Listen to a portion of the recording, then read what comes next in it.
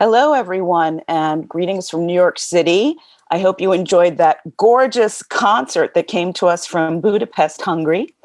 I'd like to welcome you today and welcome our guests from Budapest and Phoenix, Arizona. We have from the Bacchus Consort, Artur Schallinger-Freudl, Judith Andreisky, and from the Hungarian Cultural Association of Phoenix, Arizona, Rikoy Noja.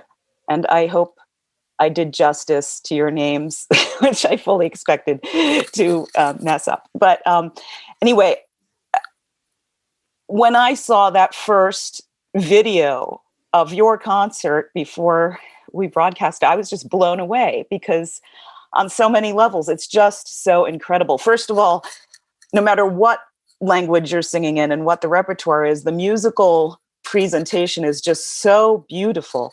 And the realization of these unknown pieces is just so exquisite and subtle and expressive. And I think I can safely say for our American viewers that the experience of hearing Baroque and Renaissance music sung in Hungarian is completely new. We don't get to experience that. And so this is a real treat for us. And I hope it's a treat for our viewers all around the world who are joining us today. So complimenti, bravi, congratulations. If I knew how to say it in Hungarian, I would. Köszönjük szépen. That's the okay, Hungarian. Well, pretend that I said that. I'm curious about your group because I stumbled upon your video on YouTube. This is for everybody to know. This is how I found the Bacchus Consort. I was putting together our film Babylon, which is half about Salomone Rossi, and I was looking for an opening piece that really set the tone of the entire movie. And I was looking for the same recordings of the same piece, and everybody was kind of, they were pretty, they were nice, they were polished, everybody was good. And then, what is this group? They're amazing. Oh my God. I must find them. So you guys helped us win so many awards for that film because you immediately play with such vigor and power, and you can hear all the parts moving. It's just this wonderful aesthetic in early music that we want to hear of kind of knowing what's going on, not just having a perfectly polished exterior. That comes later or before. So tell us more about how you guys met and how your group started. We met with some of my friends in a masterclass, a Baroque masterclass in Hungary, and they were friends from conservatory. We participated together on this course, on this masterclass. And then we went to a concert where we met Judith and also Zsolt, the viola da gamba player. And later we became friends with them. And when I started to organize the Bacchus Consort in 2014, I invited them, Judith and Zsolt, to help us. They have more experience and they could help us to make a really nice program when we started. Mm-hmm. That's great. And in terms of the repertoire that you do, it's not only a Hungarian, of course. You perform all kinds of repertoire. Can you tell us more about that, about some of the programs that you do? Mainly we focus on early Baroque repertoire, mm-hmm. and we play music with mixing elements of folk music and Baroque music. Mm-hmm. So we had a concert program where we tried to show the folk music on Baroque music from different countries. Mm-hmm. The title was Around the World, mm-hmm. and one part is Hungarian Baroque from this program, mm-hmm. but we also play Baroque music from Britain, from France, from Italy, from Spain, and also from Peru. Oh, wow. where are so unique music from this era. Yeah. It's wonderful to be able to hear music that not everybody else programs. It's a very important thing, because sometimes concert programming gets very static and we end up hearing different interpretations of the same pieces over and over and over again. So it's you do us a great favor by bringing these pieces to attention. And I wanted to ask you, Judith, about the sources for the pieces that you sang so gorgeously. Seriously, from one soprano to another, brava, absolutely exquisite singing. So these are the Codex Vietoris and the Codex Kioni. And you told me a little bit about them. Can you tell our audiences more about where these sources are, what libraries, wherever they were found, and what period, what year roughly they're from? Yeah, both of the codex from the 17th century, and the Codex Kioni, and we are so lucky because in Hungary, both of the codex edited by Institute Musicology of the Hungarian Academy of Science, and they made an edition. Because it was an organ tablature, and it was very difficult to read. Nobody can read it, and they changed it for a modern partiture. And both of the collection from the 17th century, and we can find also in this Kioni Codex, we can find some Italian composers and also French and German composers, and also Hungarian folk music. And it's very, very interesting because it shows us what's happening in Transylvania, in historical Hungary. How was the music life in 17th century? It shows us, and it's very, very important. Both codex really. It's the other one, Vietoris Codex, was found in north of historical Hungary, and also and sometimes there are only two parts of music, only soprano and bass, sometimes only the soprano, and we have to arrange them. What we heard, what you listened before, most of the pieces arranged by Szabó Zsolt, the viola da gamba player. Oh, okay. And one of them, Arthur, made it. And it's a nice work, and it's all the time we are so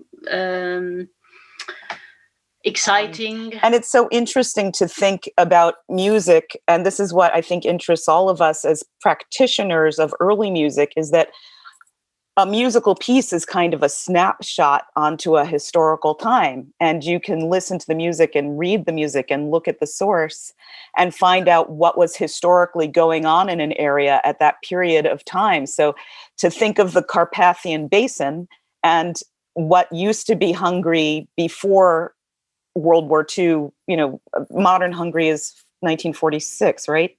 What we know of as modern Hungary after World War II, and then the 1,000-year history of Hungary in the Carpathian Basin, and the areas and the languages that it incorporated: Transylvania, Romania, parts of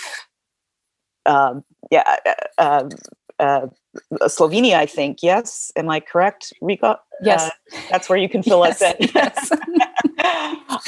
You're correct. And it's so interesting that the impact on a language too, a language that's spoken today. Like we were saying before the broadcast, that if you sing in English or Italian or German from 500 years ago, it's really very different than what we speak now. And you have to do a lot of work to try to understand it. But you were telling me that Hungarian has kind of remained. That's correct. The language did not change much since then. So you can still understand poetry, basically everything that was written back in the ancient times. That's so interesting. For our musicians, would you say that the style of the music, Artur and Judith, would you say that it's has a lot of influences from maybe Venice and parts of what became Germany, or is there a distinctly Hungarian style? Is there Ottoman influence? I think in the 17th century there was no that kind of differences than today. It was I think it was more together because the musicians and the composers were traveling all of the Europe, and they know each other's music, and they influenced by each other music. And maybe the Hungarian music a little bit different because of the influence of folk music. It's very important, really. That's why you have to dance, or you have to move your legs and your body, because really it's a folk music, some kind of folk music. Right.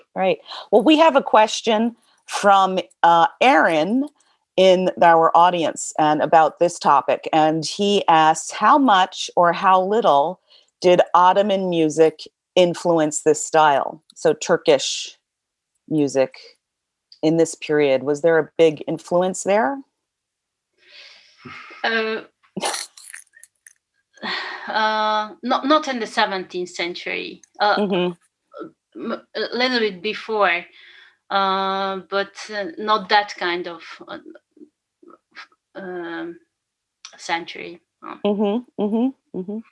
And somebody named Laura just wrote me a question.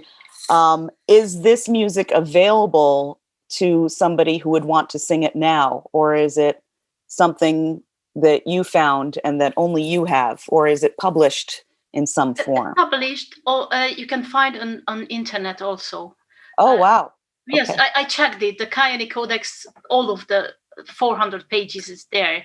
And in English also. There is, an English amazing language. Rika, if I were an American singer, or anybody basically who's not Hungarian, and I fell in love with this music from this gorgeous performance, and I wanted to perform it in Hungarian, I would go to the Hungarian Cultural Association to start taking online lessons in Hungarian, right?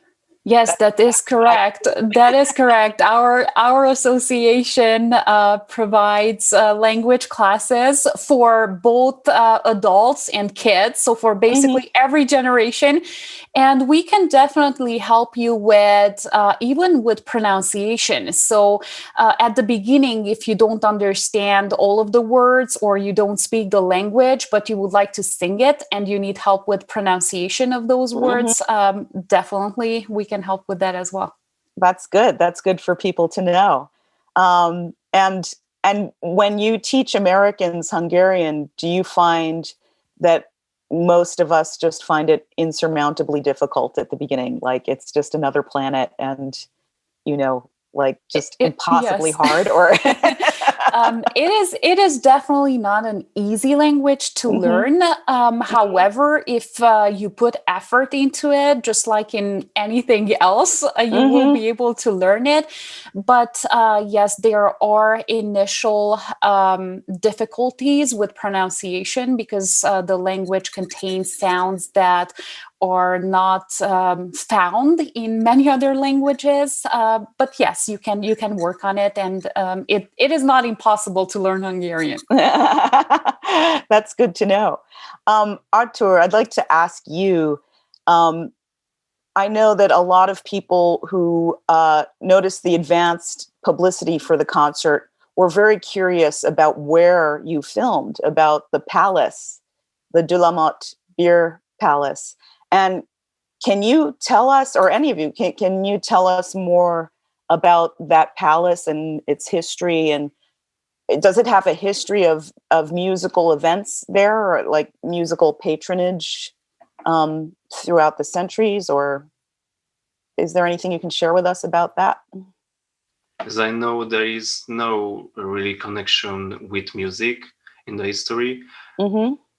It was built in the Baroque era, but after some years, it took place of a home and labor of alchemist, mm-hmm. as I know. So it doesn't really have any connection with music, but today we can use it as concert places, and the rooms of this palace is really connected by era, but not with music. So a little bit later than the music we played, but it's such a beautiful place. Yeah, it's absolutely exquisite. Nice. Would you say that now? I'm sorry. Would you say that now it's used for many concerts, like these days, like in Budapest? I mean, aside from the pandemic before and hopefully after this is over, is it used frequently for concerts? Yes. And in terms of an early music scene, like, it's very interesting as you go from place to place in the world, or even in the United States. Certain cities have a really lively early music community, and some had to work really hard to gain visibility for early music. Like New York City, for example, is the home of the Metropolitan Opera, and it was very, very hard for several years to get people to notice early music. But now there's a lot going on, even though it's online. And once we start concerts again, there'll be a lot more in the future. And can you tell us a little bit about early music in Hungary and in Budapest? And was there always kind of an interest in it? And were there a lot of musicians there who were performing this kind of music? Or is it recent?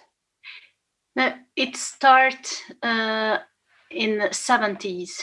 Mm-hmm. In Budapest. There were some musicians who started without any connection with Western countries, because in Western European countries, they started earlier than Hungary. And but here was some musician who started it, and they help us nowadays how to interpret early music. But now, because in 80s and 90s, we went to abroad, and we went to the libraries, and we find a lot of music, and we read a lot of sources, and we find some sources.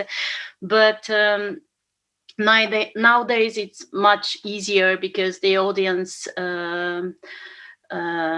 like to listen early music, because it became a little bit more popular than before. Mm-hmm. Mm-hmm. And the audience is getting more and more. Mm-hmm. Mm-hmm. It's great that it's growing. Yes, it's growing. Yeah. When you talk about all the early music you've found, are you talking mostly about Hungarian early music, or every kind? No, every kind. Mm-hmm. Mm-hmm. My favorite is the Italian early Baroque music. Of course. Of course, for everybody. Yeah. Come no. Yeah, but if we travel, of course we play Hungarian music, because it's a unique, and the audience like it very much. Mm-hmm. Mm-hmm. Abroad. Really, it's delicious and different. Yes. Yes. If you would you say that you have a large amount of Hungarian repertoire? Like, would it be possible to do several concerts like this, or is it very unusual to find this kind of several thing? We have a lot of manuscript and really 1,000 of songs and instrumental music. We are lucky. Yeah, well, we're all lucky because hopefully we'll get to hear it on future events. So we have a question from a composer named Susie Vaughn. Do you ever perform contemporary music? She says, I am a composer who writes for early music ensembles. We never played before, but if you ask Andrea or recorder player, she has an ensemble Rosella, and I played the harpsichord there, so I know it, but she is really interested in contemporary music for recorders, harpsichord, viola gamba. So not with Bacchus, but with Andrea and the Rosella ensemble. I played some music, and also Andrea played some music. Terrific. I sang. I also sang. Well, not yet. But so answer for Susie Vaughn. The answer is yes, but with a different group with the same players. So yes, find everybody on Facebook and make friends and and start talking. And one last question for you, Artur. How many instruments are you playing? every frame, every piece, you're playing a different. There's a guitar, there's a double bass, there's. How many instruments do you actually play, and which is your primary one? Do you consider? Mainly, I play the organ. So I played the organ on the university. Then I started to play the harpsichord on a master class, but firstly only for continuo. Then I learned a little bit solo, but mainly continuo. And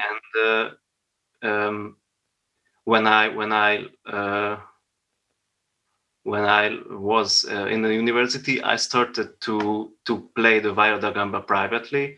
Then I also went to master classes, and now I made 1 year. I don't know how to say, but it is like a workshop. Not really workshop. It was in school, but just for 1 year. Like yes, a master class. Yeah, it's in Hungarian, but I just wanted to ask Reka. It's like a certification. So you take a course, like a 1 year course, a semester worth course, and then you get a certification. It's similar to that. Oh, okay. Yes.